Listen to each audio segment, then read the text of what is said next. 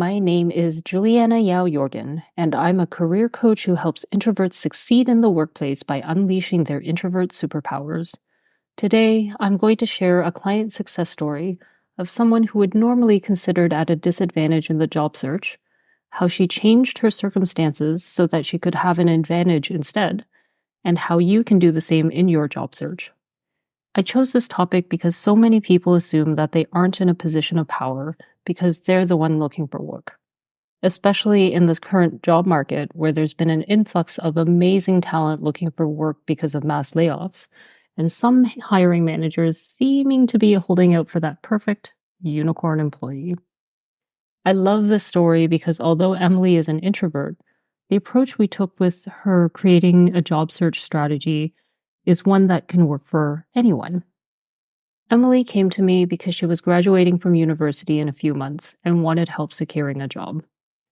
I normally work with people who are mid-career and looking to either make a major career change or break through a hump in their career.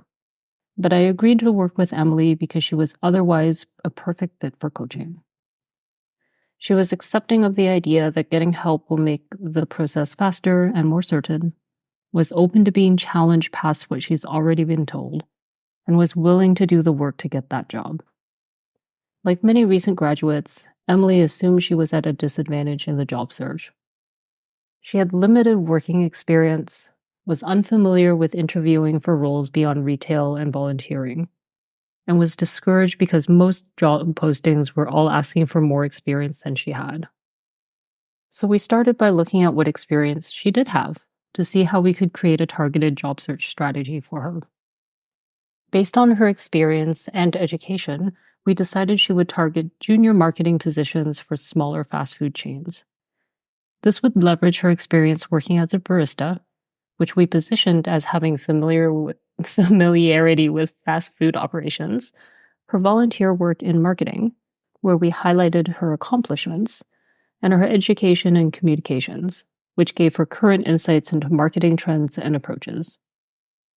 These smaller chains were also less likely to attract marketing professionals with 3+ years of experience. So part of the strategy included targeting employers who would have a smaller job pool for her to compete in. With her personal situation, she was also happy to be living at home with her dad for some time. This became an advantage for her because she wasn't in a hurry to land just any job. This meant she could be selective where she applied and hold strong to her goal of earning a median salary for the position. To further differentiate herself, she agreed that for this first role, she would accept working in the office every day. Although her ideal workplace would allow for some work from home arrangement, being open to a fully in-office workplace shrank her pool of competing job applicants even more. So instead of seeing her situation as one where she was at a disadvantage, I worked with Emilie to change her circumstances so she could be a top applicant in her target roles.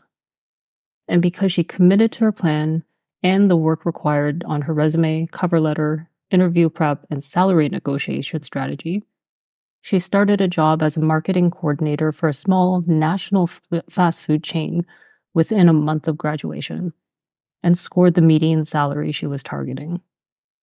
So how can you apply a similar approach to turn a situation from one that seems like one of disadvantage to one where you're the top candidate?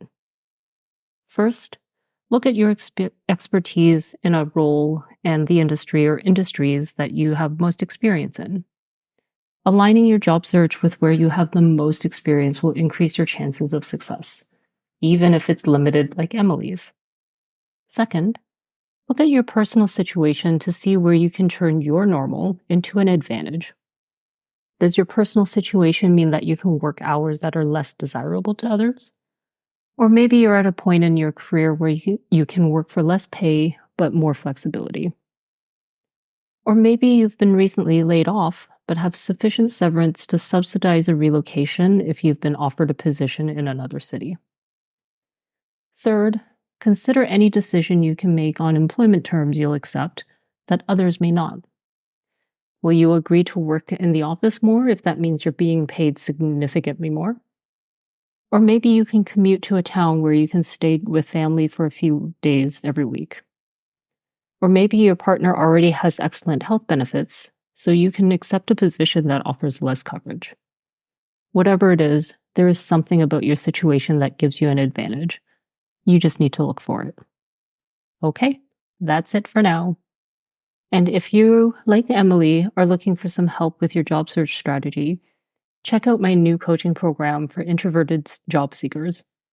I designed this especially for introverts who are currently employed, looking for a new role, and want help with their job search, but don't want to pay for one-on-one coaching right now. I'll be sharing more details on the program next week. In the meantime, you can sign up for the interest list to be the first to get details and access to limited early bird bonuses. I'll drop the link to the interest list sign up in the show notes. Okay, I'll see you next time.